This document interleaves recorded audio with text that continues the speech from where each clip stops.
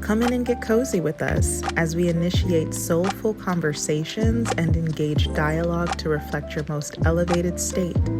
May you ponder these topics with depth and gravity as we dive into our true nature beyond the endless distractions. We are all worth so much more than the naked eye can perceive. Okay, welcome back. We've got different clothes on. Different clothes, So different hair. It's a new day. It is a new day. Get that hair done. I saw my hair on the other one. I said, "Oh no!" Your hair always looks fly. No, you didn't see it before. Now it's nice and close, new braids, fresh and so clean. Okay, well I couldn't tell because Miss Cat always steps out on the right foot. Thank you, darling. You look very beautiful. Thank you. So do you. Thank so you. Do you, I honey. appreciate that. She be wearing wear short skirts. Ah, if you did wear short skirts, therefore short skirts. Listen, we live in Charleston. I gotta get this leg out for the last month and a half. We have this heat. But so this is episode part 3 of 4 with Miss Cat. And for this episode, we're specifically going to focus on healing modalities. But before we do that, since some time has passed, catch me up on how you're doing. I feel like that was an amount of weeks ago, and I really feel like it was both, that time really helps to manifest a lot of things. And, I have this farm project here in Charleston, and it's really evolved from where I started in 2021 thinking about it, or 2020 maybe, thinking about this project. It really has evolved from one thing to another, and where we are now has taken me to a place that embraces not only my ancestor veneration spirituality, but my Orisha practice as well. I will say, I can't say much about what we're doing. Okay, top secret. But I will say, if you check out my journal called Cemetery Dirt, that will give you a clue. Even that title, Cemetery Dirt, because it has a lot to do with the trajectory of where we're going with the farm project. And I think it's going to help all of us honor our people in very special ways. Oh, very interesting. Okay, well, I'm excited. I'm going to have to check out the blog, and I'm going to have to put that in the description as well. Please do. So definitely check out the blog to see what might possibly be coming with the farm project. Very good. Well, at least what about you? I think this week has been one where I've actually been dealing with a lot of grief. So you read me for filth. No, you did. You don't remember? I was going to bring my cards today. I forgot to bring my cards. The last time we recorded, yeah, you jumped on and did some card pulls. I went back home and started doing card pulls. Okay. And I was someone who volunteered and got read. Volunteered? For filth. And yeah, you were just telling me about how my emotions were all over the place. And I needed to get some centering, maybe some Reiki. Oh! Yes, and I've been feeling the impact of that. My therapist has completed her work with me since the last time we met. So now I'm just out here in the wild. What does that mean? She told me there's no more work to do. So you don't have the right therapist. So I'm going to be looking for another therapist. Yes, there we go. I'm a free agent at the moment. Yes. And yeah, just going through like layers of grief. This summer was overwhelming, exciting, but just very energetically heavy. And now that we're going into the fall, I'm just like, wow. The fall will do it to you, honey. I'm tired in a lot of different ways that are more than physical. That's why they call it the fall, honey. Oh, yes. I'm falling, but it's good. I'm happy to be here. Yes. And I'm happy to talk to you about this. So I think that's a great segue into the topic, actually, which is healing. Healing. So we talked about in episodes 1 and 2 of this series, who you are, context of your background, what led to just like energetically where you are in your mediumship and in your life, and the identification of your wound. Let's kind of talk about like where you start when it comes to healing what you have identified your traumatic spaces to be. So let's start off with this first entry question of, was there a point in your identification of trauma, Ms. Cat, that led you to explore ways to heal? Was there like a breaking point for you where you're like, okay, I got to do something? So maybe last time when we were talking, I spoke about spirit leading you with your eyes closed or your eyes open. I think a lot of times in the pre-40-year-old myself, I was spirit led with my eyes closed. So I think that they led me to quite a few things that helped save my life.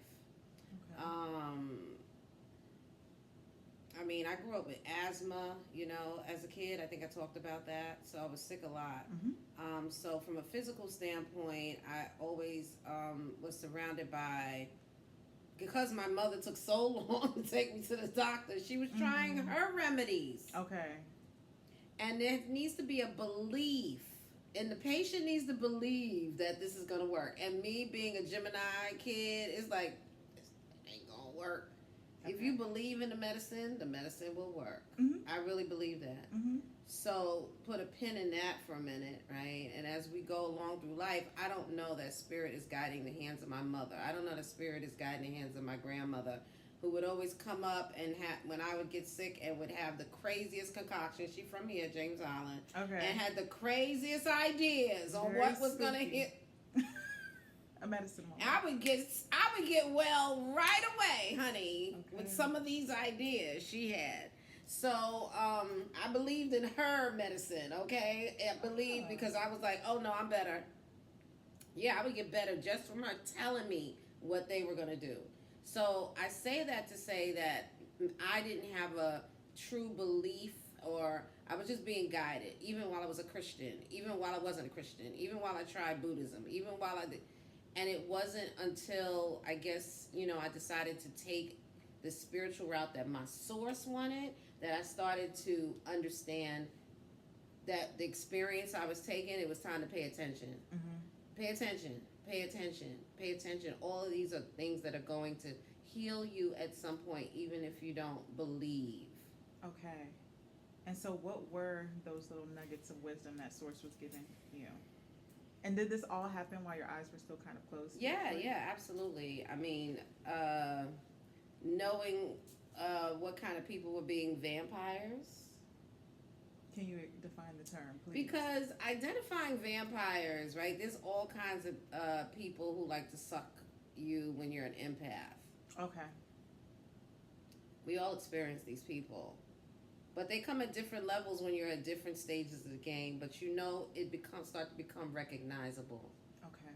So the trauma of understanding that doesn't come till I'm much older, but along the way, instinctually, you know who you should stay away from.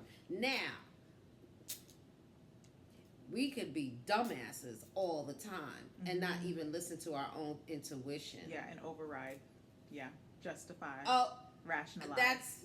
No, but I love him. That kind of shit. But he's gonna change, or this person. No, give him 2 chances, 3 chances, 4 chances.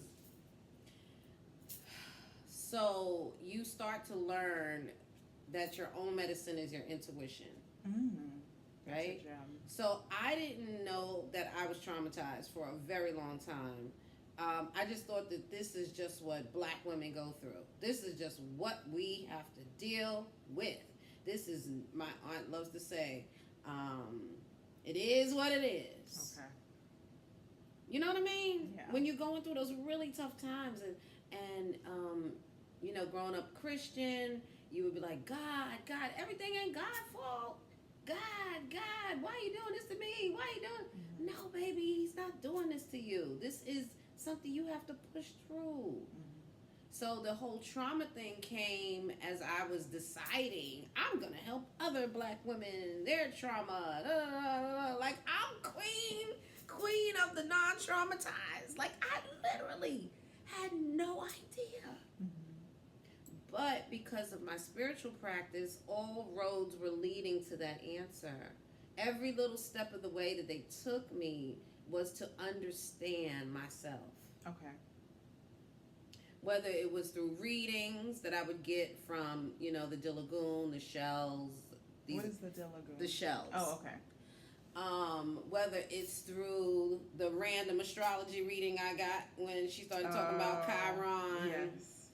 Whether it's deciding to be a part of a community of other spiritualists who were at different stages of their development and were looking to me for leadership. And I'm seeing a thread. I'm doing readings on IG, and I'm seeing something. I'm seeing something like a message, or just like a common thread. There's a theme. Every time I'm pulling cards, there's a theme for that night. One theme is self-worth. These women don't feel like they are worthy that night. What's going on? Like, I did not understand. And little by little, I'm getting messages that trauma is a thing. And it wasn't until I started therapy, not because I thought I was traumatized, but I thought I was going through some sort of spiritual attack. Okay. Why did you feel that way? Why did I feel that way? Right. That is the question that still needs to be answered. That's part of the puzzle of life, of your trauma puzzle. Right? Mm-hmm. So you're like, why did this happen? Oh, maybe because of this. I mean, it's just so complicated. Mm-hmm. We're not like these simple beings. We have levels and levels and layers that come from different places and manifest in different ways based on who we are and experiences we've had and our DNA and what our mother had and what our grandmother had. So add that on. Add all of that together. Yeah. And the answer is, I may have an answer about a little trauma over there, but do I have the answer to the other trauma questions? No. It's all layered. I hope to get there one day with answers. Sometimes they're little micro answers to get you through. Yeah. To get you through. Mm-hmm. So I think that a lot of people can obviously relate to that, and part of doing the work is kind of understanding, like, where do I start? Where do I start? With unraveling this very complex web of influences of, like, my traumatic experience that's influencing who I am today and why I'm showing up in the ways that I'm showing up that may not be working for me. So you mentioned some of the modalities that you've used, like was it the lagoon? What did you call it? The shells, where you get a dilagoon reading. So in our tradition, the Yoruba Lukumi tradition, we have people who do readings with, they look like cowrie shells. Oh, okay. Yep. Okay. So cowrie shells are used for divination by initiated priests of the tradition. Okay. I always like to put those little things on, because next thing you know, people gonna be on the Botanica site ordering themselves some shells. And shaking it up and just playing jacks with them or something. Yeah. That's not what this is. Yes. So I'll put that right there. So you have the shells. Shells are one way. You talked about journaling. We've touched on mushrooms. We've touched on therapy. Yes. Can you kind of pick apart a couple of those modalities and tell us how that helped you heal? Yeah, okay, so let's talk about, I'm going to keep the shells over here on the shelf for a minute, because I think we're going to touch on that in the next episode. Yes, in the next episode. Yes. Free show, free entertainment. Yes, the next episode. So we talked about mushrooms. I want to talk about that. Okay. And I want to talk about the Misa. Oh. Remember we talked about Misas last time? It's like a seance. Yes. That was a healing. Yes. But you said they were trying to tell you. But you get one line over and over again. That's enough. Okay. Fair enough. It's a layer for me. It's a big layer. Did we talk about Chiron already and astrology? We did, yep. So that's the layer. When you have people telling you you're supposed to be doing this work, this spiritual stuff, and you deny it, there's something there. Yeah. And that's an uncovering. So messaging put me on to my shit. I was like, I didn't know that I'm supposed to be somebody doing this, what I'm doing today, talking to you. Had no idea. That's not something I wanted to be as a kid. I wanted to be a drummer or a nurse, okay? Okay. That's what I wanted to be as a child. Reading A your drummer, comics.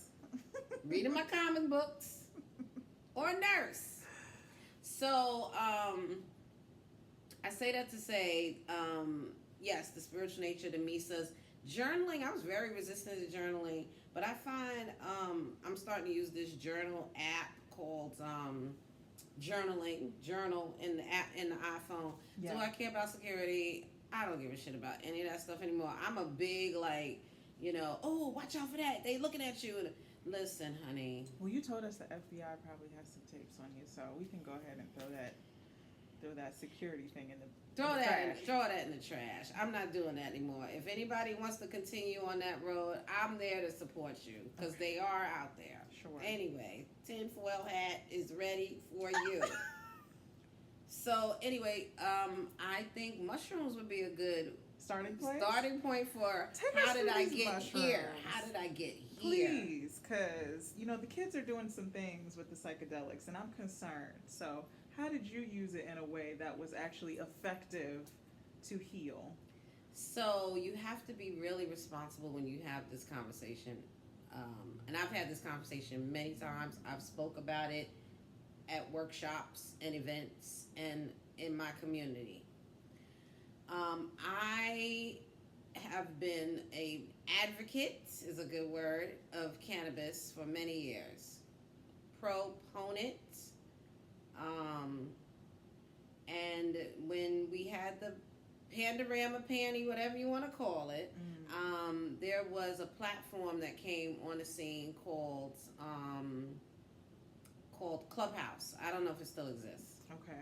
So there's a lot of things I got involved. I learned for Gemini, Clubhouse was a dream. I learned a million things about a million things. Okay. I learned about cryptocurrency. Oh, wow. I learned about,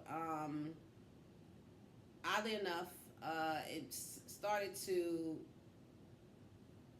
get me excited about farming.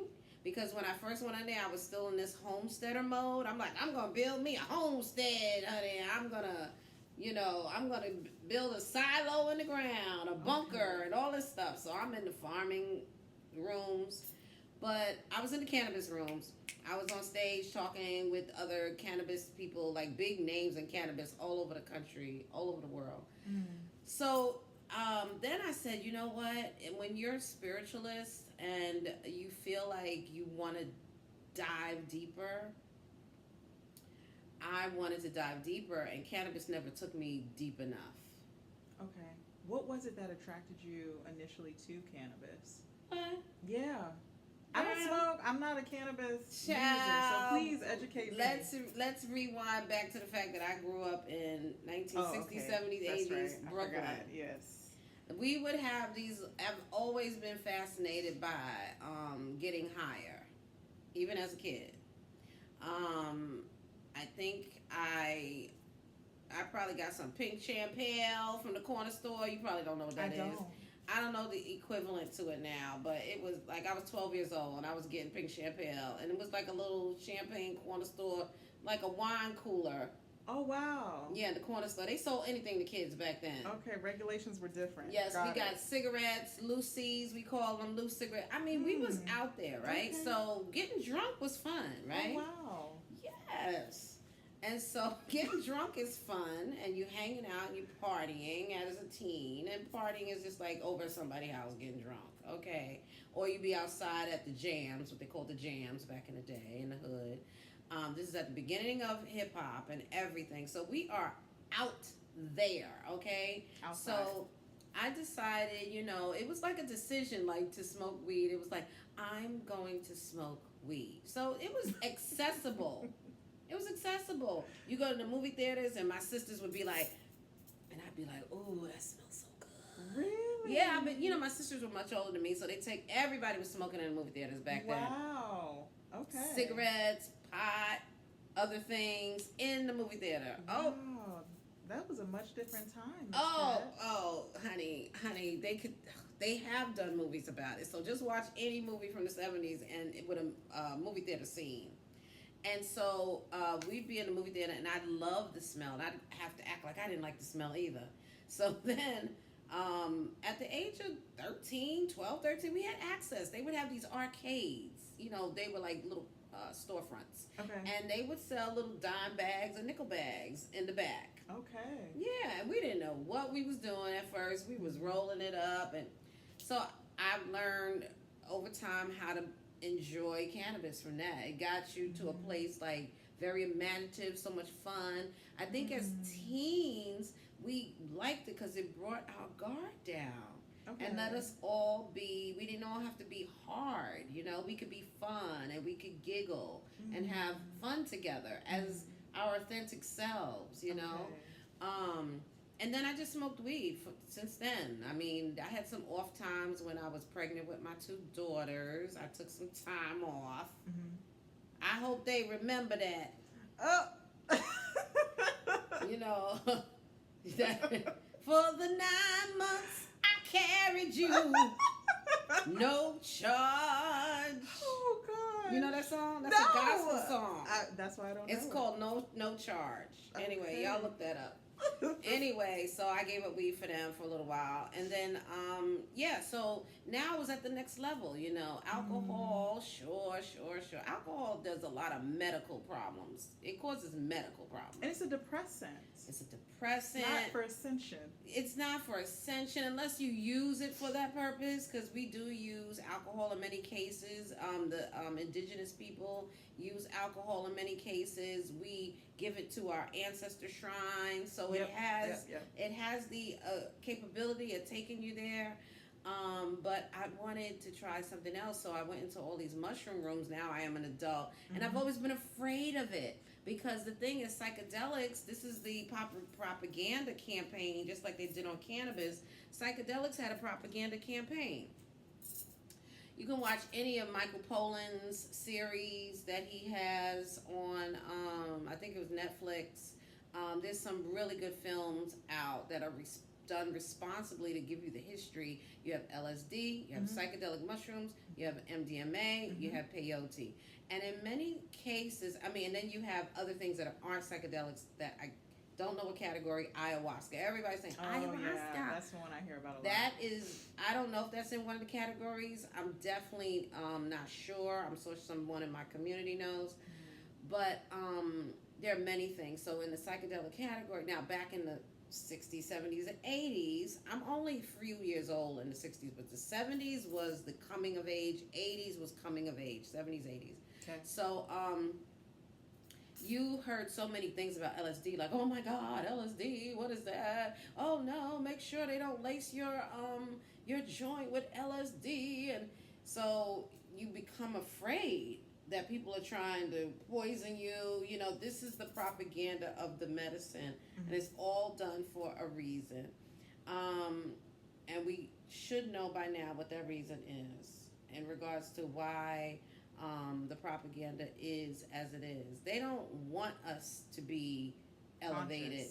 Yeah. They don't want us to be conscious, so they end up taking these medicines and they put laws on them, and they literally lock the medicine up from the world, from the country, so that we can't engage in the medicine and better ourselves.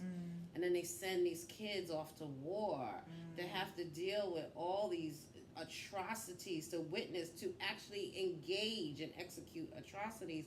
And then they come home and you treat them like shit, and you wonder why they're hooked on drugs, and you don't. And when I mean drugs, I mean like heroin, right, or the cocaine, hard not the earth not medicine, plant stuff, not plants, not earth.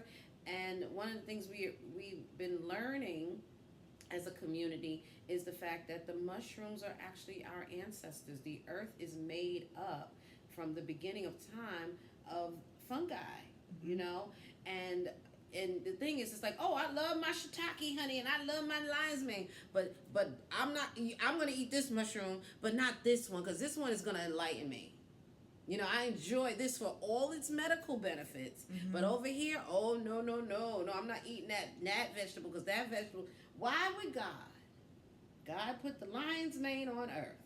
Why would God put lion's mane and all these other mushrooms, but then you put these other ones that you can't eat. And so you got to think that that's colonized mind. That's like Eve with the apple. Like all the other things in the garden is okay, but if you eat this apple, Eve, and you give it to your man, then y'all going to be sinners. Does that make any goddamn sense? Well, I'm not a Christian, so no. Okay.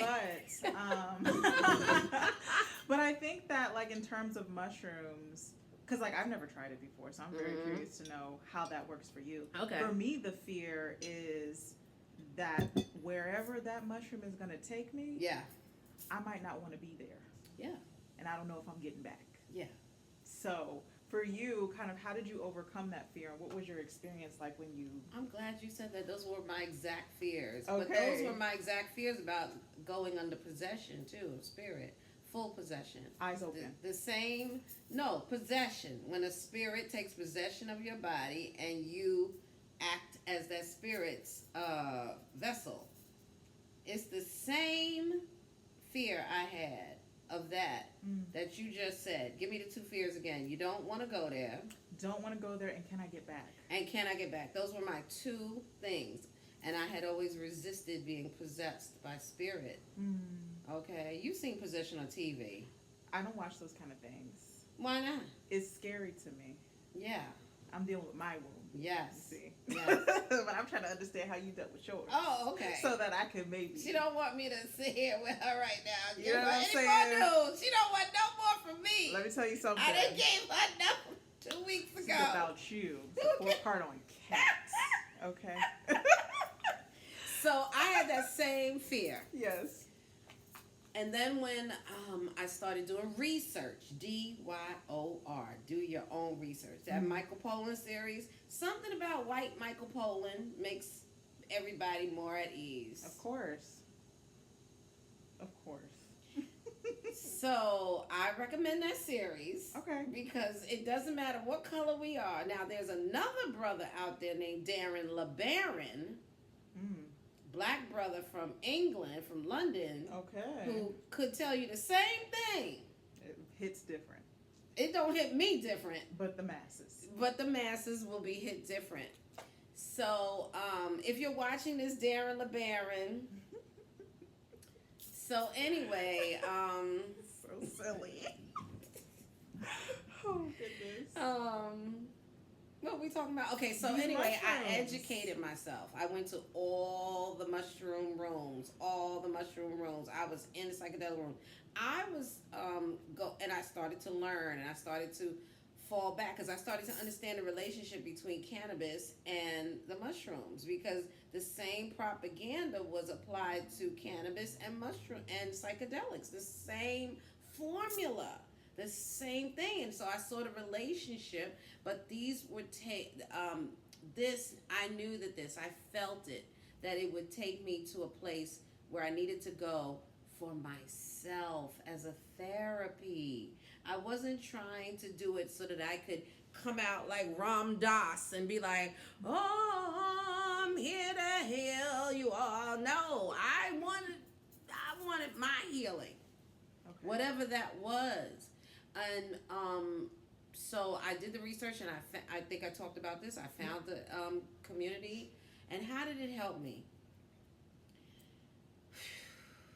So that was late 2021. And the way that it helped me, it started me off on a message and a journey of grief. So when you were talking about grief, I was like, that is sometimes the start of the journey. So rough. And the journey that I actually took, the mushroom journey, it's funny that metaphor fit right in there, put me on a path of telling me that out of all that long visitation, I'll call it, during the mushroom journey, I was mourning my mother. I was crying about my mother so much during those. It felt like 8 hours. I'm going to stand 10 toes deep. It was 8 hours. And it was my mother the entire time, just crying and crying. So as you know, I lost my mother in 92. Yep. So here we are in 21, almost 22, 30 years later. What is the math there?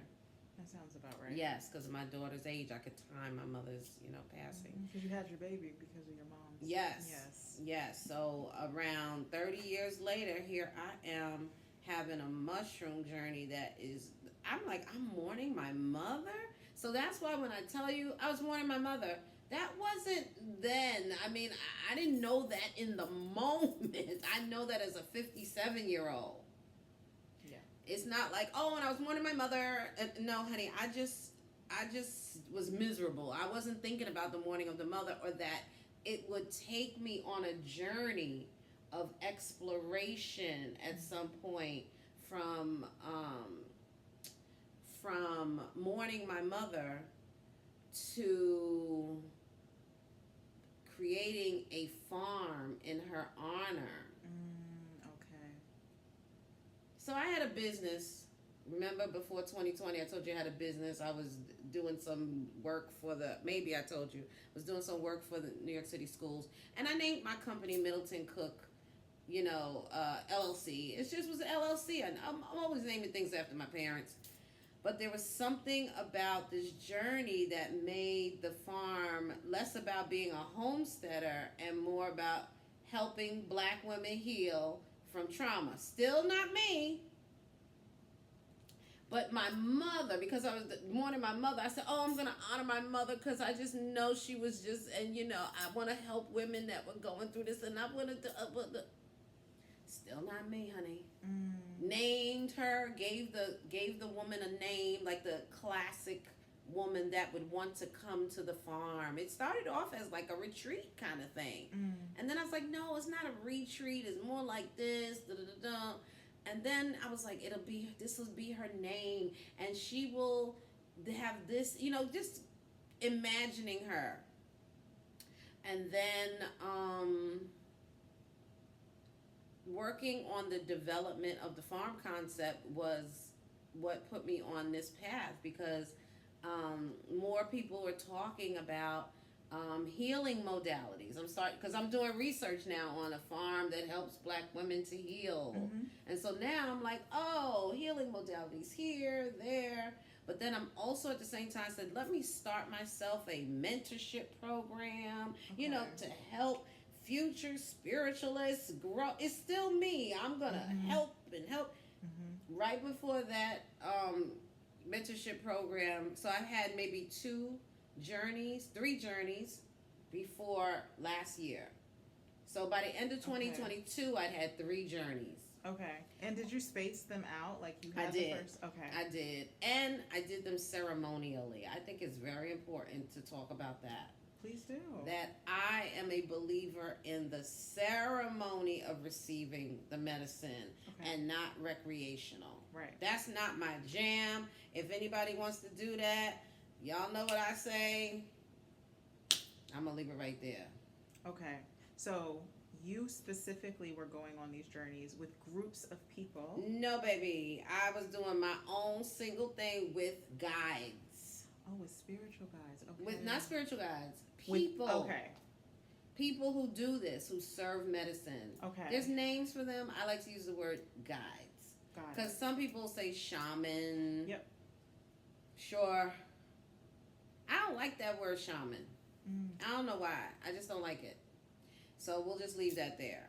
But I did 3 journeys. And then soon after, I started, it was like, it wasn't too much. I just know that one of the most important things to do when you're doing these journeys is to do it ceremonially, but to also integrate what you've learned. What does that mean? You know about integration? No. Integration is when, let's say, my visit. So I told you about the first visit. I was mourning my mother. Okay, then the second visit, I don't even remember the second visit. The third visit, nothing happened. Or so I thought. So every time you as an individual journey, it also could be very different too. Right. The second time, I don't have a recall. I know there were some epiphanies. but I don't even remember. So how do you integrate then? Well, I remembered at that time. Okay. I'd have to go back and look through one of my 50,000 journals that I start. You're journaling about it. Okay. You do, integration involves talking, Okay. journaling, and then the last time I felt nothing. I just basically went to sleep. But I don't think that I now know and now feel that I definitely did experience something. I just didn't know because it was probably in the dream world Right. that it occurred. And there should still be some kind of integration is my recommendation. Okay. And that's journaling and talking about it and meditating about what you learned. Okay. I kind of want to stay here because there's a lot of questions that are popping up for me as you're talking through this. I thought that you were with other people who were journeying with you. So for you to be by yourself in the sense of you being in the journey and just having these guides, like, what exactly are they doing to support you? Making sure I don't go outside. There's this really interesting story that Michael Pollan tells when one of the dangers of side effects dangers that could happen with people who are doing mushrooms. It could be your first time, second time, third, fourth, it doesn't matter. You can have what they call a bad trip. And I think those stories are the stories that scare people a lot. Yes. And so he tells the story in his interview with Trevor Noah that we watched, that Dr. Weil, do you remember Dr. Weil? He was this holistic medicine doctor, website, drweil.com, whatever. He said Dr. Weil was a student, there was somebody who was tripping bad, and then the person was going like, and Dr. Weil said, okay, I'm going to go and deal with people who really have a problem. And it was something about saying that to the person who was tripping out that calmed them down. Interesting. So I hope I told that story right. But what I think it speaks to is that a lot of that bad trip comes from fear. Now, you could have a psychotic, you could be prone to psychotic episodes. Some people have been known to get stuck there.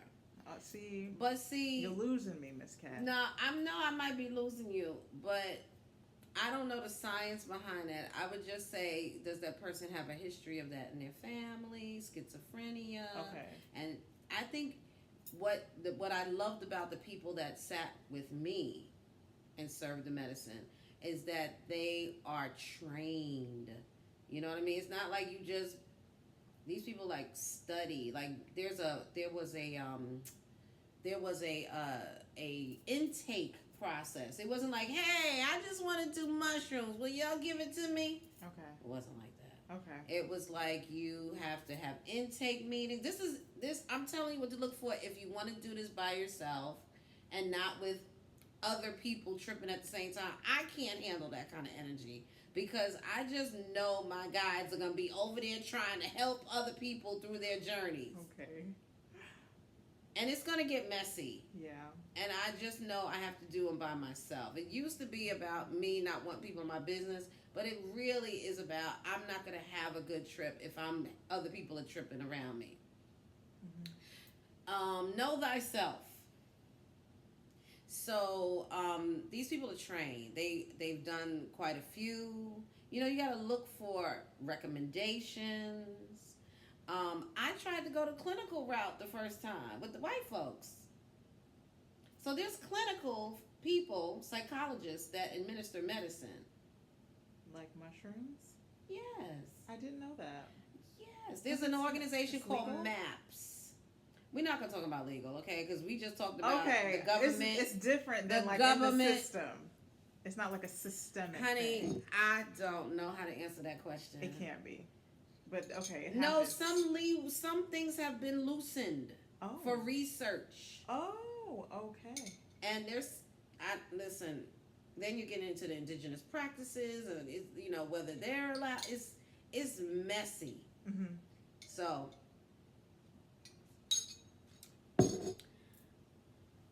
adhere to your state laws. That's all I'm gonna say right now. Shit, I don't fucking know. But you didn't want to do that route because because that guy did a bait and switch on me, and my ancestors don't play. My ancestors don't play about who I let have the access to me. Okay. Sometimes I fuck with them sometimes and be trying to see, and they be like, all right. You know what I mean? Gotcha. Listen the first time. Okay. So, I went to the clinical route because I'm in all the rooms, and there's this organization called MAPS, and they're, oh, we're MAPS, and I'm just gonna keep doing this because for you. I went and I had an intake, and the doctor was like, "Oh yeah, we could get you in," and da da da da. And then when I went, and it was supposed to be free because it's not. See, this is something that's the accessibility. The accessibility. Even when you're with guides, you gotta pay energy exchange. They're working. You gotta pay them. Mm-hmm. But this guy at first was like, "Oh yeah, it'll be no charge. It's part of a research study." Next thing I know, they try to make an appointment for me. That'll be $175. I was like $175. So anyway, I felt like it was a bait and switch. Okay. So I said, "No, I'm not messing with y'all." And then I went on and was introduced to some people somewhere in the world, and I went on journeys. And what made you decide to do it consecutively? Even though the first time was wild for the night. Yeah. 8 hours of crying and grieving your mother. Oh. You're like, oh, give me more. Right. It's just like having a baby. Why do we have more after all that pain? Wouldn't know. Well, that's the question. Wouldn't know. That's the question. Why do we do that? I wanted to learn more. I had experienced it. I think I waited months. It was quite a while. And I was like, wow, you really learned and you got through some stuff and it was more. It was more to learn. It was more to learn. And I was just like, okay, let's do this again. I did it again. I have the accessibility to it. It's not inexpensive. And I invested in myself. And I went on a second journey. I don't really remember. I probably would have to find notes. I don't know. I'm sure it was impactful because all along the way, there's just these huge doors opening, and not necessarily to, riches. I'm talking about doors into myself. Doors and doors and doors into myself. Okay. Just opening up, even months afterward, reflections that make more sense. You meet other people who are in what you call the mycelium network. The mycelium network is like people who have journeyed with psychedelics, and somehow there's a connection you feel. I've learned from that. And that's, to me, that was one of the biggest healing modalities. And how did you get to a place where you knew that no longer needed to be your modality? You needed to. Oh no, I'm gonna go back more. Oh, you're gonna keep journeying. Okay. Hint. Yeah, because I'm not living in close proximity anymore to the medicine. Okay. Hint. Okay. Fair enough. So I think we did a really good job of exploring mushrooms, and that's the one, honestly, that I was most curious about. Oh, good. But are there any other ones that you found particularly impactful that you wanted to highlight? Two. Okay. Oh my God, I'll talk about the first one first and the last one last. Qigong. QI space GONG. Yeah. Qigong. I've been doing Qigong since 2020, off and on. An elder of mine, Bobby Kevin Green, he was teaching Qigong classes during the Pandorama and online. And I was doing that doggone Qigong. And it is about, basically, I almost want to say it's like Reiki on yourself. But it's about shifting energy through your body, through the chakras, so that they can help to, it's another chakra alignment. Okay. So y'all look that up. I need to look that up. The other one, which is not the last one yet, the other one Oh my goodness, I've already forgotten. That happens all the time. Is it acupuncture? No, I just started okay. doing acupuncture after Okay. years and years and years and years. No, I'll jump to astrology. Astrology and the Chiron placement have been huge modalities for healing. Once you come to terms with it, now you're starting to look at other areas of your chart. It's an expansion tool for me because once you understand the other placements in your chart, you can also start to look at those placements and how they relate to your wound, how they relate to why you're not doing the things that will heal your wound, you know? So there was Qigong, there was astrology, totally forgot what the other one was. It's okay. But if you remember it, you can bring it up. I'll just bring it out like that. Yeah, for sure. You know, just those kind of things. Trying to eat better, but it's hard here in Charleston for me. It is. It is a struggle for sure. We're spoiled. It's tempting. I would have so much money if I didn't eat out so much here. But you wouldn't have half the amount of entertainment and satisfaction. So I think it's a fair trade. Yeah, I think it's okay. We'll survive. So we've got some things. You've given us some tools in our toolbox. So, you know, you've got your, goodness, it left me that quick, your mushrooms. This is why I probably don't need to take any mushrooms. Because if this is how I am sober, it's not where am I going? It's not a sober. It's not a non-sober. It's not. It's not about sobriety? It's not about... In fact, it actually cures addictions. Okay. See, those are addictions. Drinking, smoking, cigarettes, drugs. Yeah. Psychedelics are not addicting. They're not. Okay. We're just going back on multiple journeys because we're learning. Yeah, but what if I want to go every day? That's an addiction. Right. Social media scrolling is an addiction. That I am addicted to. So understood. Well, you've got your modality of the mushrooms. Yes. I need to do your research. If you have learned nothing other than do your research, starting in there, I need to do more research because that is very fascinating to me. Mm-hmm. And then you pronounced it Qigong. Qigong. Qigong. Qigong. Qigong is another modality. Yes, meditation. Meditation. That wasn't what I forgot, but meditation. Mm-hmm. And heart expansion meditation. Look up Joe Dispenza, heart expansion meditation. Popular. Yep. As well as journaling, which is also a form of integration when you are going through those journeys. All in astrology specifically, which this is the Chironista herself. So. Chironista! This is absolutely helpful, at least for me, to understand, like when we talk about doing the work, where do you start? Well, here are some ways that you can start. Once you identify, you can kind of work through that with those Listen to your guides. Listen. If something doesn't resonate with you, don't do it. Mm-hmm. Don't do it. Yeah, don't push past. Don't be afraid. But see, people don't understand the difference between intuition and fear sometimes. Oh, don't cross that street. Yeah, there's a bunch of cars coming. Mm-hmm. Oh, don't talk to that chick anymore. Why? Yeah. It can be really difficult. That's a whole different conversation because intuition, I have personally, gone through a journey of like not being able to trust my intuition because I don't necessarily know when it's speaking to me. Mm-hmm. But those were some really good tools in the toolbox for healing. So the next episode, which will be next week for you, in about 10 minutes for us, we're going to explore what I would consider to be another modality, like African traditional religion, divinity. Yep. So that's a whole episode in and of itself. So stay tuned. Stay tuned.